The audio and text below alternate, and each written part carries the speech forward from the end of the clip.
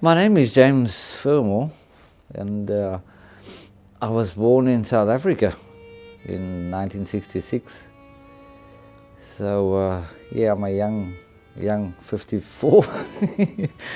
But anyway, along the lines, I know a lot of people know about South Africa and the crime rate there, and eventually I found the need to immigrate.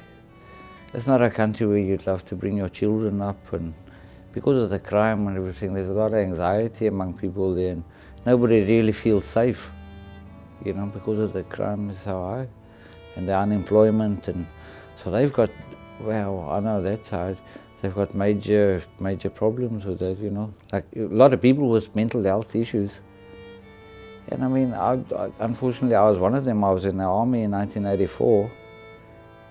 And since then, there's been so many traumatic incidents over my life, And I've ended up being on a disability pension. I had to leave the workforce because I couldn't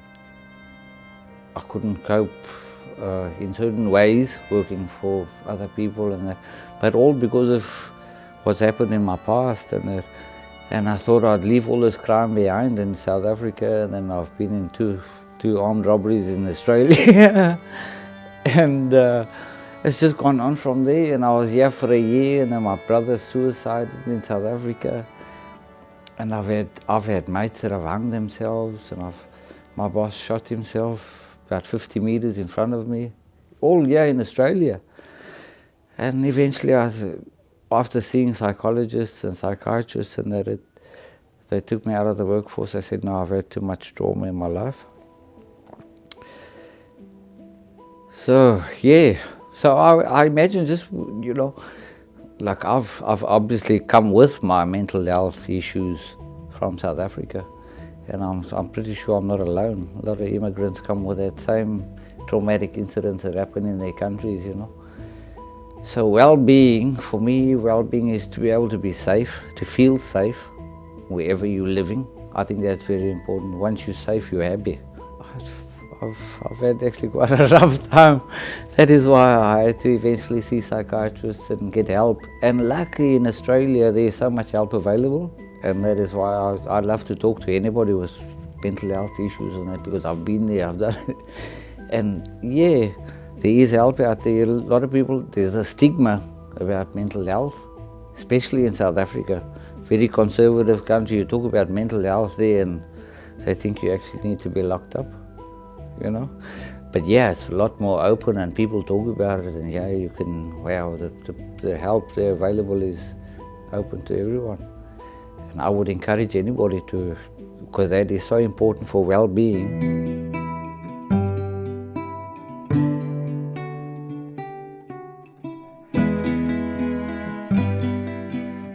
As I say, I've got post-traumatic stress disorder and major clinical depression and anxiety.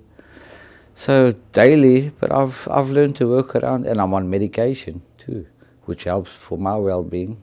And I need to be on medication probably for the rest of my life. But it helps me work around my issues. Have love around you and your family, and that's well-being too. If you've got a lot of love around you and it's reciprocated, and then it's beautiful. That's well-being too. For me, as I say, I've been in 3 armed robberies. I've had friends, a very close mate of mine got shot at an ATM while he was drawing money in South Africa, and help other people in the same situation as me. A lot of times we don't know, people are so, you don't know what's going on behind in their minds, and like they say, are you okay? But that's not enough, you've got to follow up on that conversation, because, are you okay? Yeah, I'm okay, meanwhile he's lying. You know what I'm saying? Because you hide a lot of problems because of the stigma too, especially among males. You know what I mean? To us it's a weakness, But, Australia's awesome to get help. Is there a connection between wellness and cultural connection? Oh, I'd say absolutely, If all cultures, being from South Africa, we've got 11 different black languages. I talk a black language fluently. And I absolutely loved working with them, and they used to protect me in my job daily, and yeah. So how do you practice wellness and well-being? It's not always easy because sometimes, you know, you have your ups and your downs, and especially if you've got depression. Never mind on medication, you still have mood swings and things like that, but you got to learn to work around it, I'd say, you know. And but as I say, wellness is, to me, is feeling safe, having a lot of love around you and people who understand you and your problem. That if you've had a problem, you can talk to someone.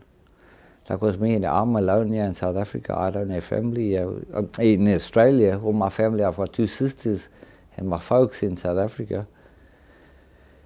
And for me to have that bond with people, and I've got such good mates already in Australia, and that, it's awesome. And you know, the more people talk about these subjects, the better for all. And you know, once you start talking to someone and they realize, you know, that, hey, you're just the same as them, and they realize what you've been there too, and that is awesome. It is. There has to be more conversation around mental health, and especially immigrants, I'd say too, because the countries you come from, mental health, wow, you know, that's like a big issue. And meanwhile, it's not. It's just the way you know. A lot of people have been through worse things than maybe I've been through, and there is that help available for people. Australia, and that's awesome. And well-being, well, at the moment with this COVID, and I don't think anybody is really feeling well-being, and you know, there's always this, but as long as we work together, all cultures together, and because at the end of the day, we're all the same, really.